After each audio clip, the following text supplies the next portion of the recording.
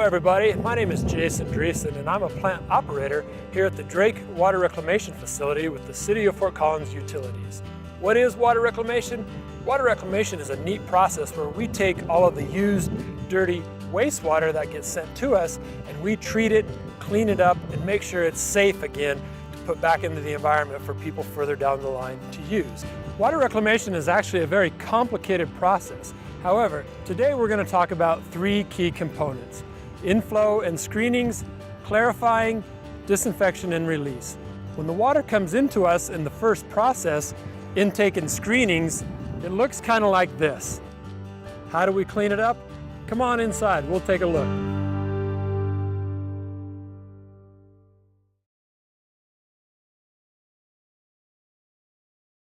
All of the wastewater, or influent flow as we call it, comes to us through a large network of pipes all throughout the city called the Sanitary Sewer Collection System.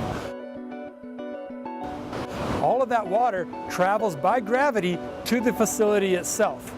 Here at the Drake facility, we treat as much as 15 to 18 MGD, or million gallons per day, of raw influent or wastewater. This building right behind me, that's where the magic all begins, called our Headworks. In our Headworks, that's where we're going to try to remove rags, rocks, debris, as many physical, inorganic objects as we possibly can.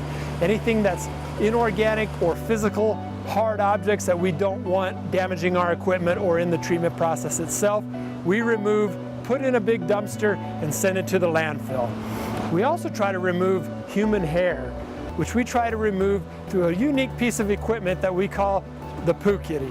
The Poo Kitty strains all that human hair for us and puts it in a dumpster that we haul to the landfill. So what should people put down the drain and what should they not put down the drain? Well, we don't want any inorganic hard materials such as rocks, debris, hard plastics, trash. That type of stuff should never come down the drain to us. What should you put down the drain? Well, I like to use the 3 Ps as our standard rule: pee, poo, and toilet paper. That's what should come down the drain to us. That's what these facilities are designed to treat and clean up as part of the water reclamation process. The influent, or water that comes to us from the drain in your kitchen or bathroom, starts at the headworks, where we separate the solids, or hard items, from the liquids. This is where we remove things like trash and hair.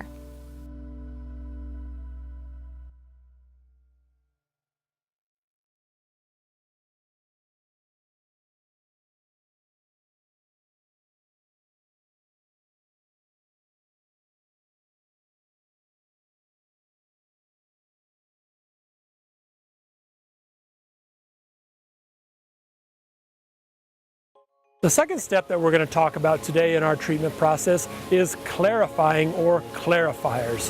Here at the Drake facility, we have 2 different types of clarifiers. The first being a primary clarifier, and its purpose is to remove sinkers and floaters. Anything that floats, such as grease, is going to be skimmed off the top, and anything that settles down to the bottom is going to be scraped off as well. That all gets pumped over to our digesters, where that stuff gets digested and broken down even further. The second type of clarifier that we have, which is right behind me, is our secondary clarifiers. Secondary clarifiers are at the tail end of our activated sludge process, which is the primary workhorse of our water reclamation system.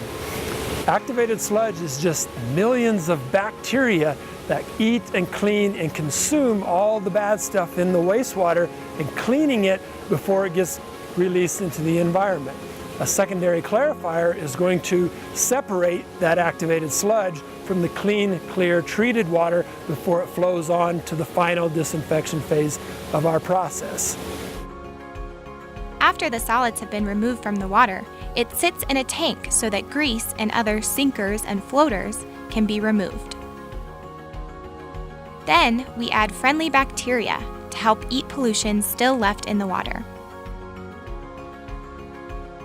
Finally, we let the water sit again so we can separate those friendly bacteria from the clean water and send that to the final stage of the treatment process.